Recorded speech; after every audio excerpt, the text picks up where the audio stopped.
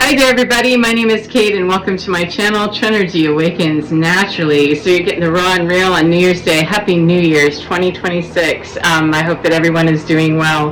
Getting a download that was based on a conversation I had with someone that I was speaking to recently, that when he was speaking, he was talking about, well, you know, I like the Buddhist idea. I'm kind of Buddha adjacent. I'm Buddha-esque. And I believe in detaching and becoming, you know, very unemotionally attached to things. And I said, that's fantastic. I said, does it bother you? Because he mentioned it several times. I said, does it bother you that you would not be fully embracing in your idea being Buddhist or something? Or, you know, is there something that bothers you about the Buddha thing? Because it's come up a couple of times. And he said, well, you know, I'm not really embracing all of the stuff. I'm not really living that lifestyle. And it occurred to me, I didn't say it to him because it's none of my business what he's doing in his world, but it occurred to me, and the download that was filling in for me is that we can sometimes get real tripped up and ganked up in our own spiritual practice, our own journey, and our own walk, excuse me, when we are concerned about how that wraps into the formal plan that somebody else developed about what that's called.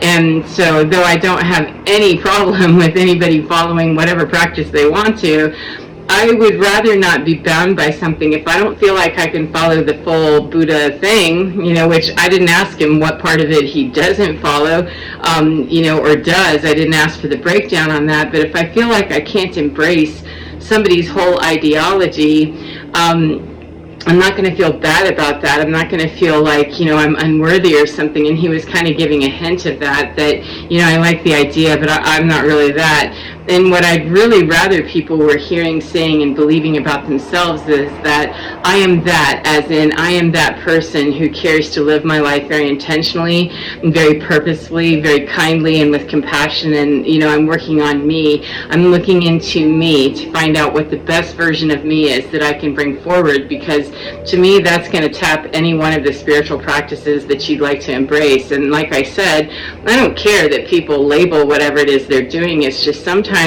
whenever we jump into labels or we jump into a spiritual journey and we get tied down someplace, we run up against a wall where, you know, that just really isn't what I'm about, or I don't understand that concept, or I don't like that concept, or whatever.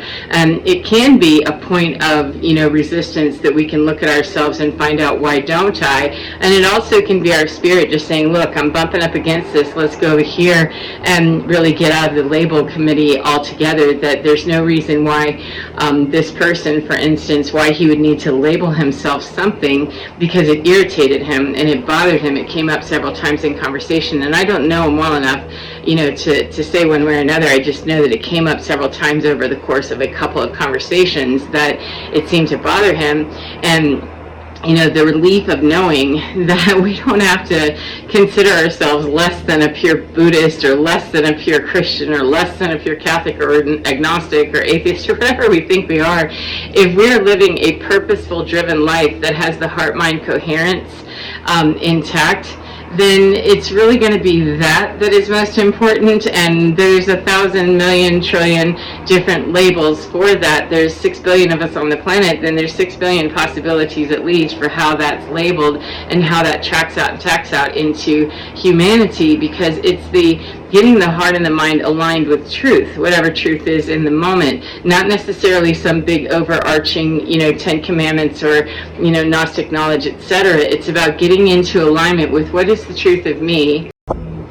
There's that alarm, my apologies. It's getting in touch with what is the truth of me, what am I feeling in this very moment, how can I align with that, get very honest about that, feel that deeply, dig right into that, and then if that's an unpleasant experience, move that into the vibrational field of what feels better to me, you know, wherever it is on the scale, whether it's something that's just a couple of steps up from disaster and I hate my life, or it's ecstasy. That is up to each person to figure out how they can march up their scale. However, if we can't ever be given permission or feel like we're worthy people by standing in that space of here's where I am in my vulnerability, vulnerability. Here's where I am in my fear, my ignorance, my unknown, my power, in all of it. Here's where I am and what the lens is that I'm looking through right now. What can I do to perhaps tweak the lens, cleanse the lens, or lose the lens, whatever it is, so that I can reach a better feeling state for myself? And the better we train our mind to do that, that's a more direct route, and it will get us there more expeditiously than trying to stick to a bunch of ideals that maybe they do or they don't really work for me. For that man, like I said, I didn't ask him, what part of it are you having trouble with? Maybe he doesn't want to be a vegan if that's what, some practice calls for. I don't know. And I don't like to get into places with people where there's a design plan, and the only way you get to, this spot of ascendedness is to go through this particular plan. You have to do this, you have to do this, and there's over 6 billion people on this planet, and it's about sovereignty. That is what this new age is about sovereignty. Spiritual sovereignty means I own me, and I own every part of me, I own my energy, and I own how I'm going to move forward with me and the rest of humanity. And maybe that means I'm a whole meat eater and I do ribs every Friday night, I don't know. That's up to people. However, I'd much rather sit down and break bread with a meat eater who can really stand in their brilliance and in their wonder and delight and be who they are and be honest, truthful, kind, compassionate, etc., to be very sovereign. I'd rather sit down and break bread with that person than somebody who's practicing something that is conflicted and is angry and is coming across, very wobbly and has issues, So, that's up to you to decide how you wish to do your life. And it's, again, I'm not saying we can't adopt practices. Please do, adopt the practices that work for you. However, there are contingencies of people out there that need permission, need to know that it's okay if you just, hummingbird that stuff and you go to flower to flower to flower to flower to get your nourishment and to get the nutrients from life that work best for you. For those that want to feed in one particular place and that's what best feeds them, hey, fabulous, congratulations, that's great for you. However, if that does not work for you, please give yourself permission, because you don't need it from me or anyone else.